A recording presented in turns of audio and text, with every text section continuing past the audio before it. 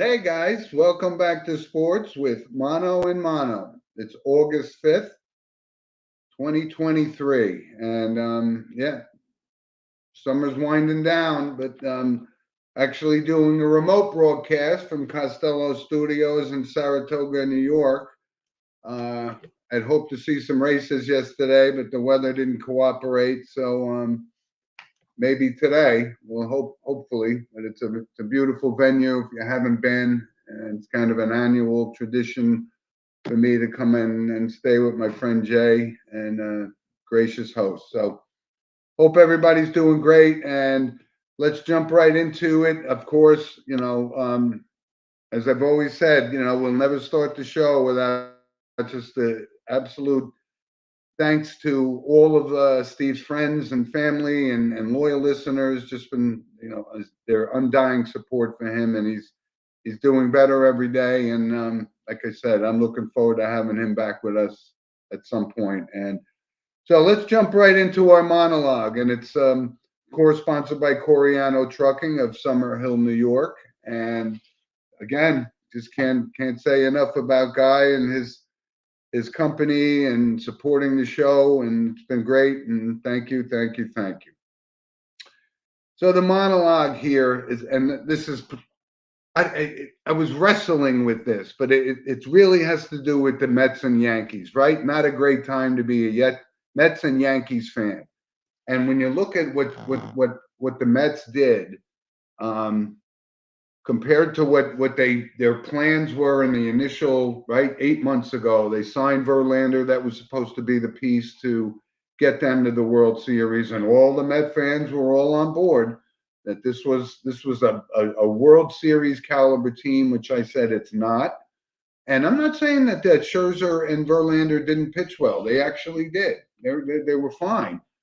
But the Mets made a decision to say, and it's not about money, right? It's not about Steve Cohen don't having the money, but he decided that this is the direction they're going, and it's the wrong direction, and they have to stop, regroup, and figure out what their next step is. And when we talked about it in the beginning of the season, without question, we looked at the lineup, and I said, I don't know.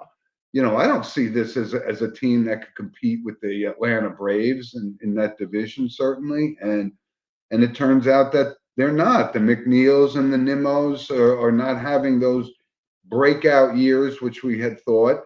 Alonso's hitting low. So everyone's held accountable here. And ultimately, the Mets made the decision to say, we can't put all our chips on the table for two 40-year-old guys.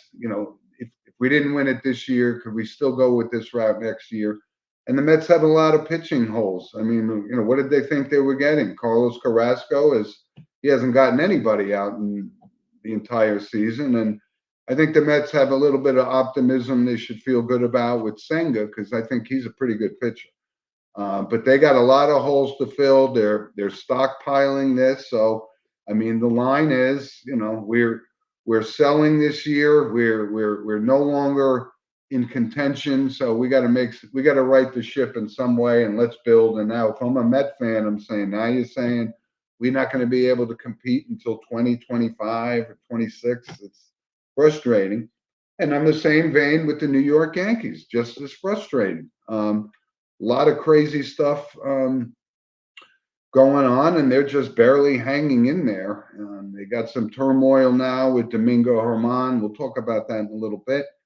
But these guys are not hitting. They're not hitting. And when you look at the lineup, it's like 3.5, or I don't know, whatever it is today, out of the wild card race. I mean, and we're going to see some fallout here, whether the Mets decide that it's not Buck Showalter who should be leading this team, or it's not Aaron Boone who should be leading this team. We're going to see. But the Yankees are in just as much as I'm a Yankee fan, full disclosure. But if I'm a Met fan, I get it, and you got to be kind of upset at the way this all transpired, because you were all on board in the beginning. And I really looked at the Yankees lineup up and down and didn't think they had enough they didn't improve their team, and they certainly didn't make any moves at the the trading deadline. So they are they throwing the towel in for this season? Well, I think if they are, and then it's going to cost Aaron Boone his job. So we'll see about that. Like I said, but the Mets have basically folded up shop, and you're going to have to ride it out for the season. And Yankees probably the same exact thing. So please send us some comments. I know there's Met fans out there. I know there's Yankee fans out there. Send us an email at sportswithmonoandmono@gmail.com. And here's our producer, Eli. So, Eli, looks like you got something to say here. Yeah, it's gonna be a rough end of the year for the Mets and for all their fans. But it's just about rebuilding, just getting through the rest of the season this year and hoping for the best. And what I can say, and out of hope for the Mets, if you want like a team that looks like that it's gonna take a while to rebuild, but will have some success in the future, I always look at the Cincinnati Bengals with the NFL. I know it's two different sports, but I always use that as an example. They came from nothing, got Joe Burrow, and went a long way. It's going to be frustrating. There's going to be a lot of trade deadlines that may be shocking to most, but it will all pay off at the end eventually. And I have hope in the Mets in just a few years from now. Obviously, now is not the right time. I think Mets fans just, if you get a win, enjoy it while you can. And if you get the loss, it's just another day in New York. That's how I view it as. Well, the whole concept of what the Met fans have been going through. 8 months ago, I mean, they signed another 40-year-old pitcher, right? That was supposed to lock down the pitching rotation, and it just didn't work out. And now 8 months later, we're talking about fire sales and rebuilding again. So that's the frustration I could see the Met fans are having, right? And the Yankees, the same kind of thing. I mean, what are we doing here? I mean, how much longer are we going to keep these guys on the roster, right? The Donaldsons and the Stantons, we just can't keep these guys around. So, where do we go? We haven't retooled at all. We didn't get rid of any of these guys and get prospects and replenish the farm system. That's what's so frustrating for fans in New York. And we'll see. So let's stick with that. I mean, obviously there were some trades, right? Verlander goes back to Houston, right? So immediately that makes them World Series, favorites kind of thing, yep. Right? But there weren't other major ones. But look, the Angels are trying to. They're making a run at this. They made the decision they were going to not trade Ohtani, which I think maybe, they've had some preliminary discussions. Maybe this means, he's going to stay in California. I don't know. But you got to be, they're all in, right? They got Grichuk and Cron from the Colorado Rockies, right? So that puts a little pop in while Trout gets healthy again. And what's Texas doing? Doing the same thing, right? Absolutely. They get Max Scherzer, they get Jordan Montgomery, who, New York fans certainly know who that was. We traded him for Harrison Bader, and Bader's been a serviceable place, but Jordan Montgomery is a very serviceable left-handed pitcher, and that's only going to help that team. So this is all or nothing for the Texas Rangers, and absolutely. And the Angels are doing the exact same thing. Right? It's just going to be a repeating pattern. It's just going to be at this point a matter about who can they secure, how long can they secure them, and how the negotiations will work. Obviously, it's going to be a long road ahead, but they're all trying to fight for that huge playoff spot, which is going to be crucial. And definitely, the Angels will possibly be that one team that'll. I know, and you gotta look that I know Steve Cohen is throwing a little shade up there by not saying that they're going to go after Ohtani, but he's going to make the bid. I mean, I just don't know if he wants to come to New York, whether it's the Yankees or the Mets. But he certainly won't get outbid. But I think when you look at what Ohtani has done, he seems to be a West Coast guy. I can't see him coming east, no matter how much money. And he's going to get record money for a free agent in Major League Baseball. Biggest contract ever. Oh, absolutely. Can't agree more. Right. So baseball, like I said, we're getting the crunch time, dog days of August. We'll keep posted on that. And Yep. One thing I'm going to add to finish off MLB, last night it was announced that Cole Helms from the Phillies has announced his retirement after 15 years. This Yep. came out last night. Obviously, it's still developing, but Yep. he is officially now going to be retired from the MLB. And this is, to some point like that, this is Cole. Remember 5 years ago, Cole Hamels was the hottest pitching free agent out there. The Yankees were debating about to sign him and so forth. And you just got to be very careful about signing pitchers because those careers don't necessarily sustain themselves. So 5 years ago, he made a fortune in free agency, and he basically hasn't pitched, so he has retired after. Yeah, congratulations on a good long run career. career. Hey, we all aspire to retire, right? Yeah. This is my retirement. This is we got a show to do here. Yeah. Right? So anyway, I'm going to turn it over to Eli. Give us a little World Cup update and let us know where our national team is. What's going on? All right. So I know Germany's knocked out already, and Brazil. Yes. So all the round finals are officially done for. We are now on to the round of 16. I'm going to announce all the names for each group in just a little bit. Team USA was struggling a little bit. They tied into the last match 0-0. Although they secured their spot into the next round, they did struggle very and a lot. And they're in a do or die situation. They're going to be playing Sweden tomorrow at 5 a.m. on Fox. So if you're up and about, go ahead and watch that game. It'll be a very good game. It's a do or die situation as we are in the round of 16. Moving on to the round of 16 for the group stages. In Group A is Switzerland and Norway. B is Australia and Nigeria. Group C is Japan and Spain. Group D is England and Denmark. Group E is Netherlands and USA. Group F is France and Jamaica. Group G is Sweden and South Africa, and Group H is Colombia and Morocco. And no, they do not have to be in the same group division in order to verse each other in the round of 16. As we noticed, USA is playing Group G, Sweden, in this round, and it's a do or die situation. And now we will not have any more ties. It's who's moving on and who's out. We are in the round of 16, and it all kicks off tomorrow. There is no action happening today. So give me your perspective on the women's team. Are they?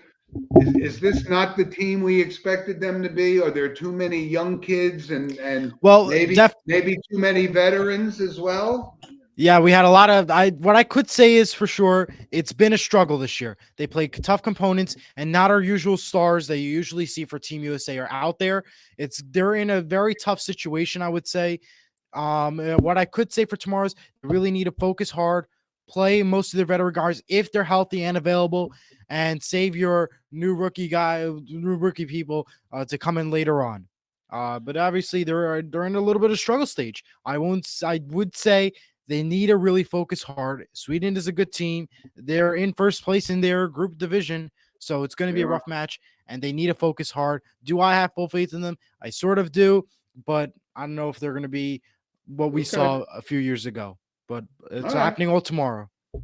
Okay, so listen, they got their hands full. Sweden's no pushover. That's for damn sure. Absolutely. Right? So, okay, so thanks for the update, and we'll keep you guys posted, and we'll have a lot to say on this next week. Because we'll be down probably to the Final Four next week? Or we should be. Well, Final Four maybe. Yeah, I would say. Okay. All right. So listen, let's move on. And I didn't watch it because I don't watch preseason games. But did you watch the Hall of Fame game? I did watch a little bit of it. I was very shocked. Did Aaron Rodgers play? Aaron Rodgers was not scheduled to play, and he was on an interview with NBC. He seemed happy to be there. I don't think we're going to be seeing Aaron Rodgers anytime soon in the preseason. Maybe the last week. As we know, a few quarterbacks have been injured already, like Joe Burrow in the offseason training camp. So I think they're really at this point trying to preserve every possible moment. Zach Wilson was quarterback for the New York Jets during that game, during that 21-16 loss. They had to lead the Jets for most of 3 quarters before they failed miserably. And the Browns, all touchdowns, led the win and victory for them at the Hall of Fame game. And it was first football game back. And preseason football continues this Thursday on NFL Network is where you can find most of those games. Okay. Yeah, so I didn't, like I said, I don't care for the preseason games. but it was, this was the Hall of Fame game, and there were, a list of guys that finally got their due. I remember the list, and Steven and we talked about this because when we're very stringent Yeah. people when it comes to who gets in the Hall of Fame, and we went down the list, and we said Revis, absolutely. Joe Thomas, absolutely. I think I said have the list. I said Zach Thomas. No, I don't believe he was a Hall of Fame type Singletary kind of player,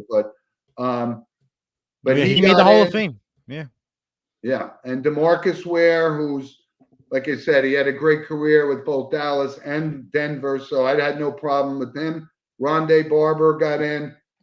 Chuck Howley, who was, he's the only he's the only MVP in a Super Bowl from a losing team from the 1971 Super Bowl.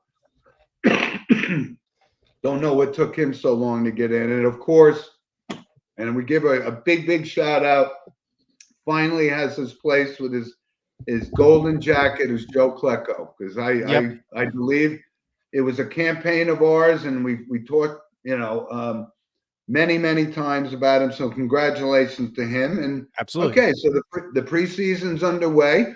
So I wanted to kind of give a little bit of an update. I actually went to Giants training camp. Oh wow, good for you. On Tuesday. How was it? With my daughter Danielle, and it was great.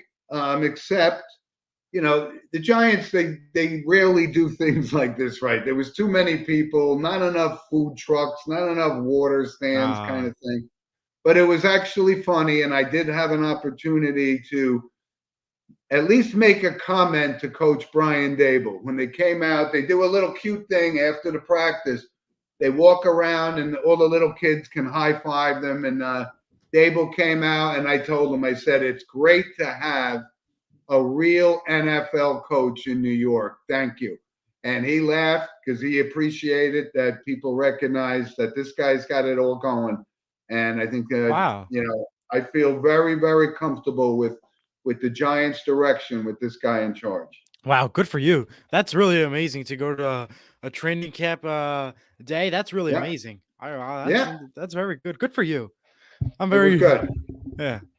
So you got to see Daniel Jones, throwing around, and Saquon didn't exactly be Saquon. Yeah, he was. No, they're kind of keeping a close watch on him. Yeah. So, but we'll see. But like a lot of other things going on with this Jonathan Taylor situation in the Colts, right? I mean, yeah, he just wants out of it. We had a debate about that on our last podcast episode, the 12th Horseshoe that I do. He was he at this point, just everybody, all the Colts fans and him, they're just like, whatever, just move it aside. Whatever happens. It's a debate, but he wants out clearly. We don't really care at this point. So at this point, it's just really about where he goes next. And a lot of debate, Colts fans didn't seem to care too much from what I've seen on Twitter and from the show. They didn't really seem to focus on it. I like this kid because he's from New Jersey, by the way, Jonathan Taylor. Yeah. Right here for New Jersey, number one. Yeah. And he had a stellar career at Wisconsin, and he's a legitimate running back, but he's getting, I don't want to say victimized, but he's fallen into this whole running back situation, and he's still under contract. So my pet peeves on this guy. I know. Yeah. When guys are holding out and they still have a contract, that drives me nuts. Right. So we got to keep an eye on. You're right. That's why they don't play. The preseason should be, scaled down even further. I remember it used to be 6 preseason games. Yeah. Now it's 3. Now it's down to 3. Because you don't play these guys. The risk is too great.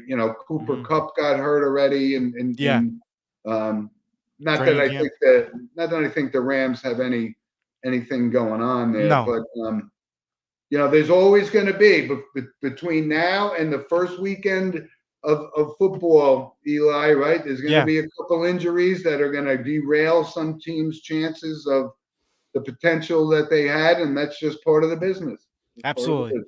right? And to wrap up NFL, I want to get 4 quick points out there real quick. There's been a few suspensions out there, including my Seahawks, Dwayne Eskridge, and from the Saints, Alvin Karma. They both received a few game suspensions due to legal reasons. You can find out more about that later on.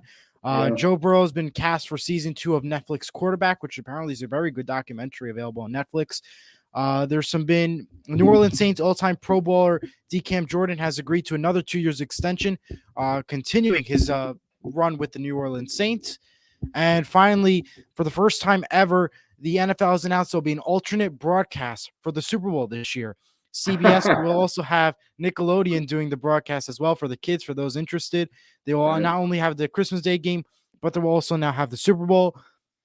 And it's unclear at the moment if they will perform and show the halftime show like CBS does, or if they'll do like a character halftime concert. Not really a fan of it. It's all about the money, in my opinion. But if it's going to make the kids watch the Super Bowl, who cares? Right. So I guess the twist with Nickelodeon doing this, I guess they can call this the Slime Bowl or something, right? Yeah, I guess you could say. And that's Jack over there saying, "What's up? How are you doing, Jack?" All right, Jack. Welcome. Thanks for the comment. Appreciate you listening to the show, and you guys are doing a great job as well. And real quick, because I can't give more than a minute with this NBA. Right? We've seen what we've talked about, the contracts, and now we open up this door.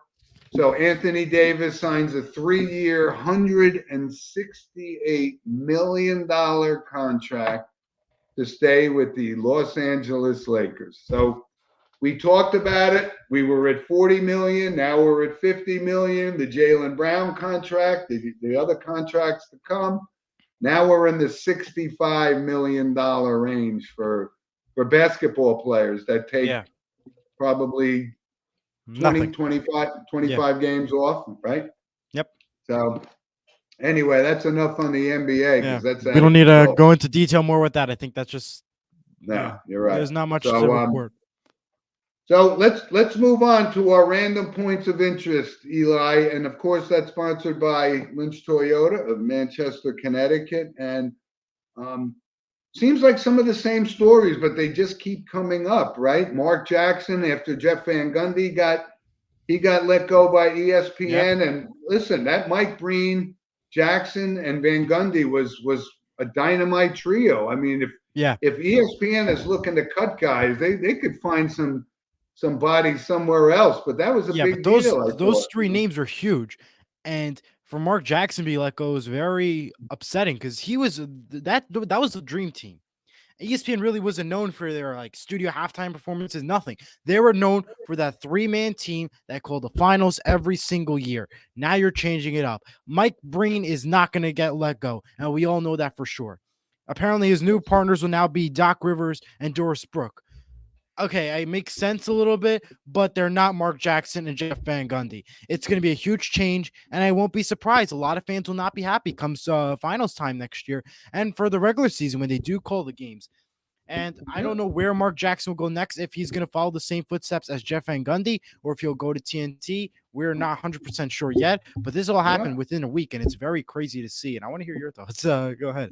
And it is. And let me go back because I have a kind of a connection to Mark Jackson. Mark Jackson was on the team back in the when Chris Mullin was at St. John's and Walter Berry, and they had a Final Four team, and Mark Jackson was on that. And the irony is that Niagara University upset St. John's when they were the #1 team in the country that year. So there's that little 6 degrees of Kevin Bacon with Mark Jackson for me from a Niagara and St. John's perspective. But you know what? He'll end up back on his feet. He may end up back in coaching as well. I mean, that's true. Got a couple, maybe I have a feeling he might just follow the same footsteps that Jeff Van Gundy did, but it's all right now a waiting game. Overall, not bad to say, and just a waiting game, as we mentioned. Yeah. So listen, this past week, August 2nd could never come and go without mentioning that it was the the date of the tragic plane crash of Thurman Munson, who was the Yankees captain back in 1979. So it was 44 years ago, this past Wednesday, that and this was shocking. This sent shockwaves like Kobe Bryant sent shockwaves. His passing through the through the NBA, and this Thurman Munson situation was.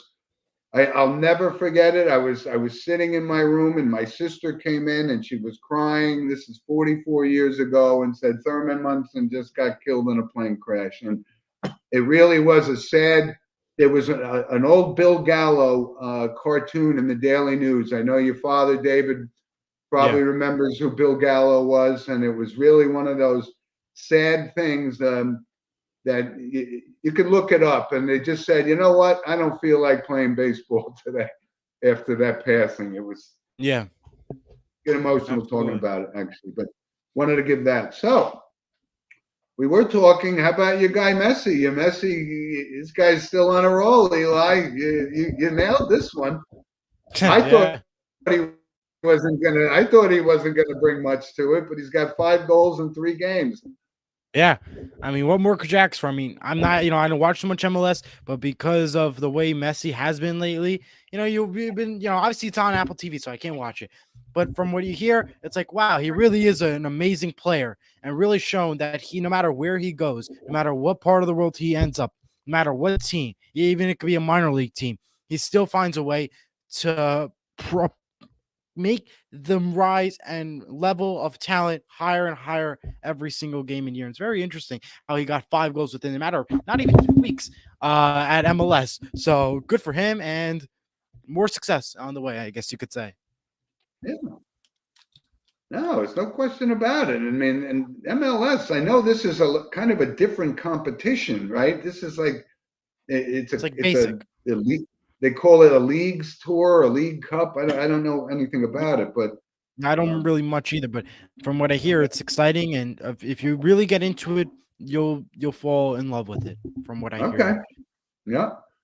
So listen, another random point. I just saw this again, and we've been talking about the college football landscape has just been redesigned, right? Just a complete overhaul. Now you have Oregon, Cal, and Stanford going to be leaving the Pac-12, going to the Big Ten, and now we're going to have close to 20 teams in the Big Ten. But it has really changed things from the traditional, right? What is the Pac-12 without Oregon, Washington, Cal, and Stanford? I mean, it's a whole different ballgame, that's for sure. Isn't it crazy? I don't know how it works, but. And what do we talk about? Why is this all happening? It's all about the Benjamins, right? All about the money. Everything.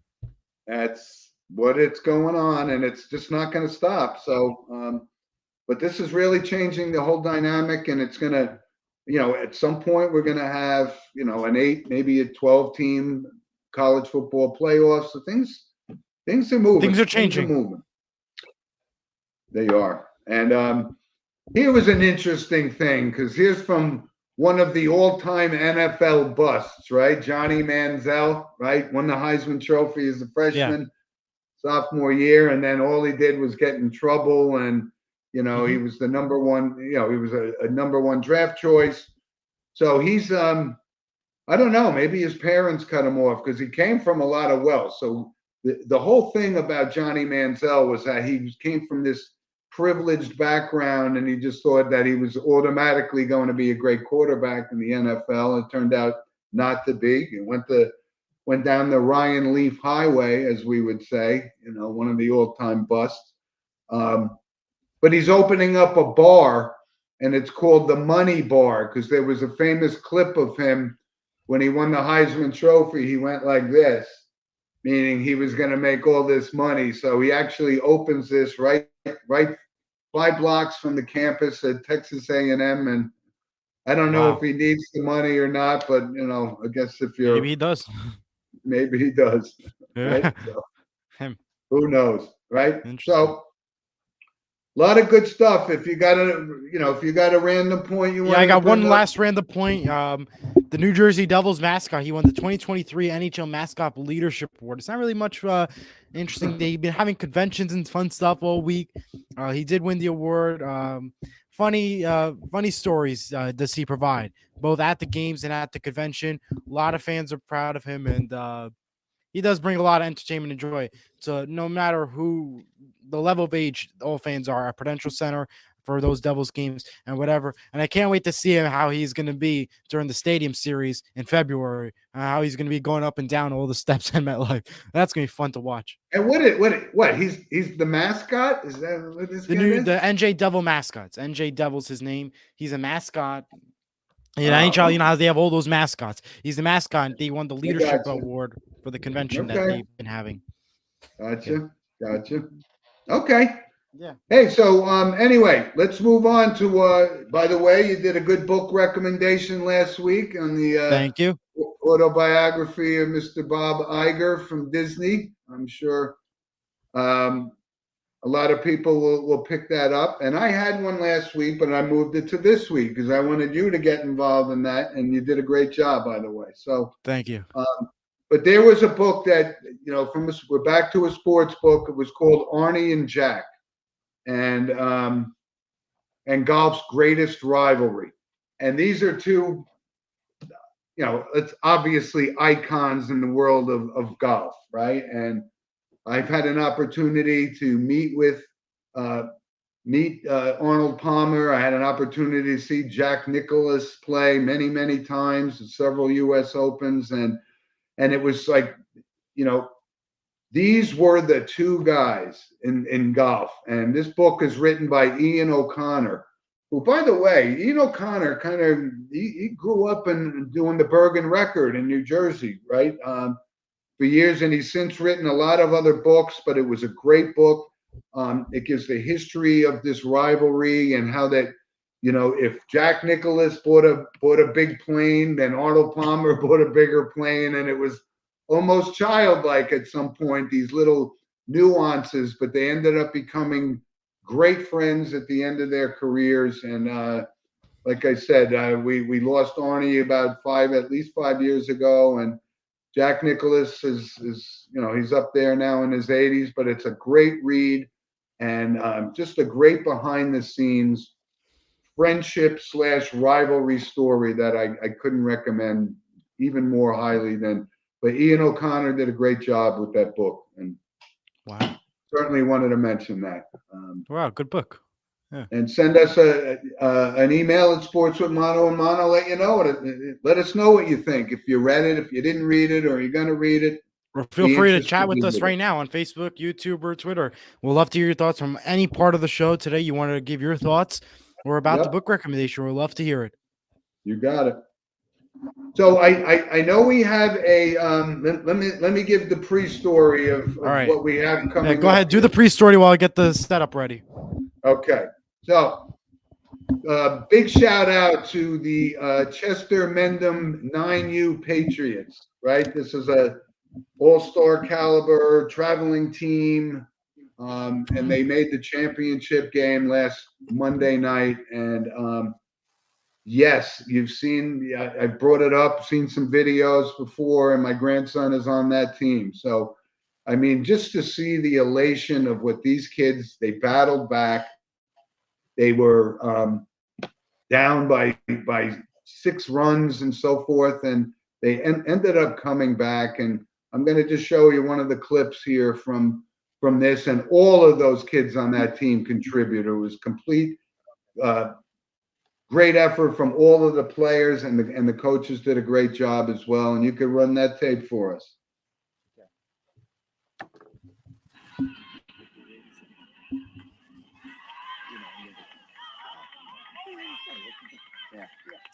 All right. So coming up, this is my grandson, and it was a big moment in the game, actually. I know it may be hard to see, but you could zoom in if you had to. But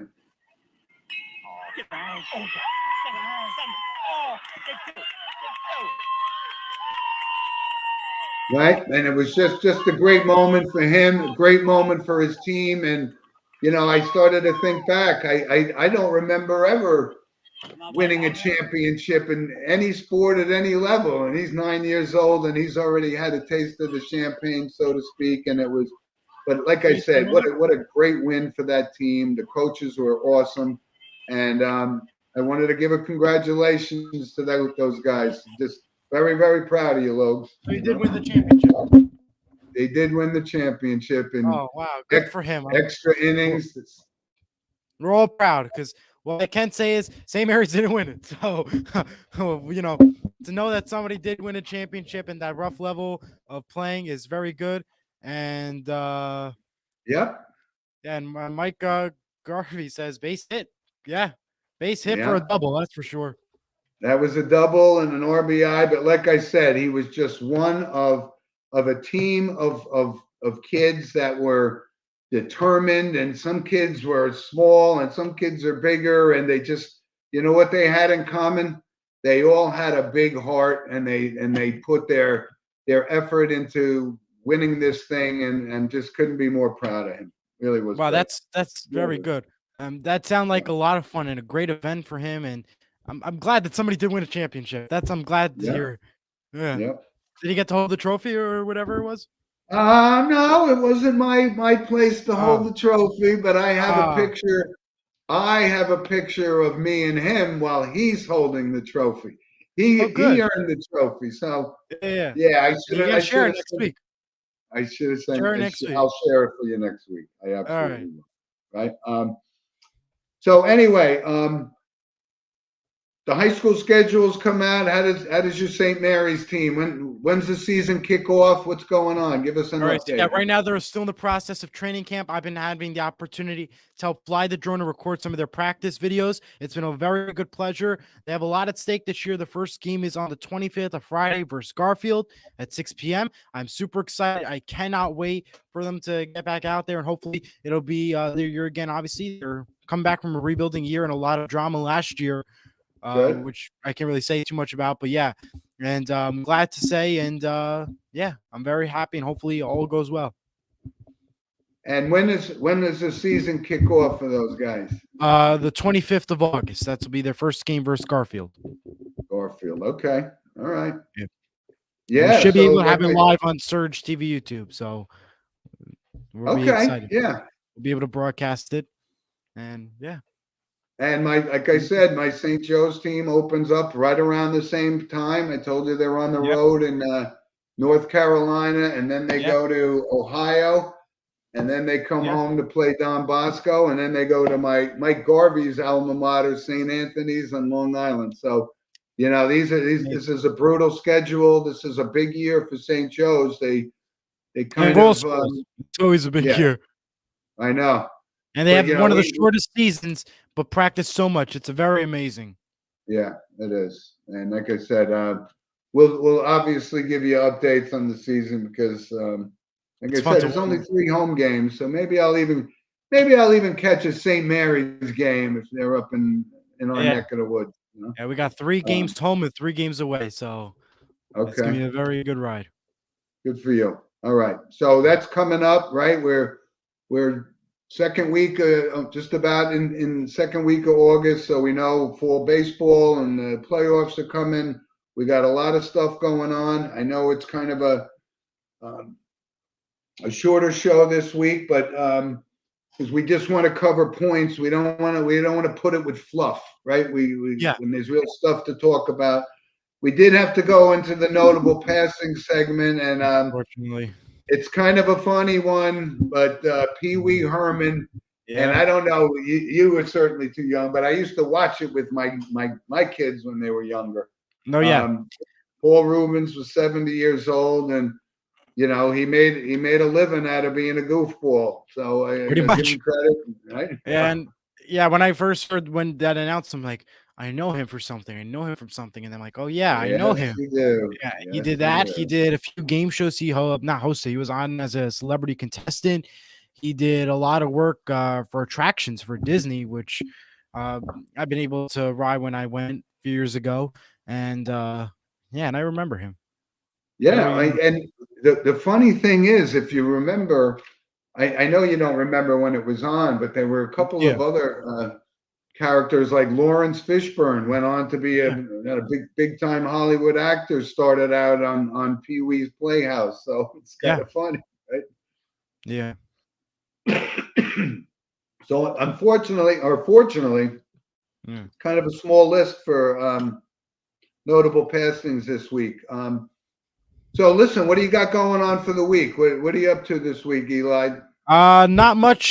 Just more football drone work and yeah, I think Okay. that's wait, that's right. The 12th Horseshoe Podcast. We're getting Arda Ocal from the NHL and ESPN Sports Center. He'll be on our show on Wednesday at 2 p.m. Hopefully all goes well. We'll try to get him on your show as well. And we're gonna be working here and there as much as we can. And we're super Okay. excited. And one notable passing we forgot to mention, Lieutenant Governor Sheila Oliver. She died the other day. You know, as a New Jersey native. New Jersey, Yeah, Lieutenant Governor, right? yeah. Yeah. I had to throw that out there. Unexpectedly, right? Yeah. Unexpectedly. And Yeah. services are being held today in Newark, so just want to throw that out Yeah. there, bro. Okay. How about you? What's on playing? No, well, listen, just gonna get ready for next week's show. We'll keep posted on stuff. Hopefully a lot of people will send us emails at sportswithmono@gmail.com, which you now have access to, Yes, right? I So do. you could check that if your buddies wanna. And again, like I said, our listenership is going up. A lot of young kids are listening to the show, and they appreciate the variety that we have, which is very, very important to us, right? So, Absolutely. yeah, we certainly make sure we know what we're talking about, and that's the key to success, and that's why both you and I and this show and your show with Jack will be very successful. Keep going forward, right? So, Absolutely. but everybody, listen, I can't thank you enough. I open and close with all of the gratitude that I could muster for the support for Steve. And like I said, I know he's listening to the show, and he hopefully, progress little by little will someday join us back onto the show. And I'm looking forward to that day when I can actually make that statement. But you're Yeah. doing a great job filling in for him, Eli. Doing a great job with the production, and you're working something about maybe trying to get us a dial-up number so we can have literally live people calling in during the show, which was something I can't wait to start have happen. Yeah. We'll, We're gonna be we'll, working we'll on it. work We'll on get it eventually up soon. And Yep, it's all work in progress. And that's everything will right. be done soon to make the Yep, show but you can check us out on YouTube and Instagram and Facebook, and you Twitter, let wherever us you know. follow. Yeah. Right? All right. We're there. We're here. All right. So listen, you have a great week. Thanks for Yep. everybody for joining us, and send us a comment, and we'd love to hear it. And we'll be back with you the same time next week. All right. Have a good one.